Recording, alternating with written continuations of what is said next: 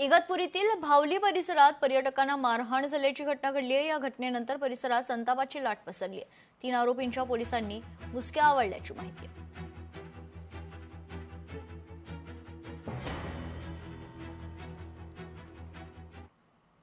बातमी नागपुरातून आहे। नागपुरात इमारतीच्या पार्किंग परिसरात आग लागल्याची माहिती आहे। बांधकामाचं साहित्य संपूर्ण जळून खाक झालंय।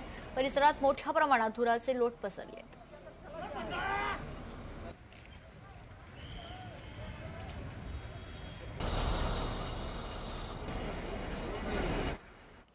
ठाण्यात 2 मित्रांनीच आपल्या मित्राची हत्या केल्याची धक्कादायक घटना घडली आहे। हत्या करून शीर आणि दोन्ही हात धडापासून वेगळे करण्यात आले।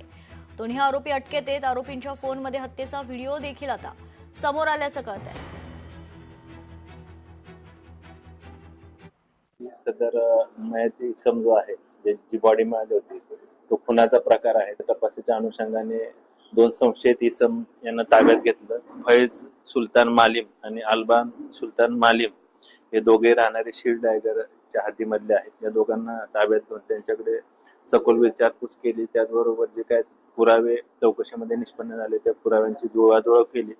त्यामध्ये निष्पन्न झाले की या दोन्ही आरोपींनी मयताचा खून केलेला आहे।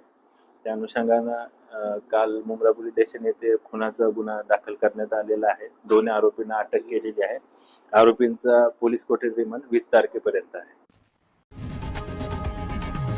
लोकशाही मराठी ऐका, पहा, जागरूक रहा।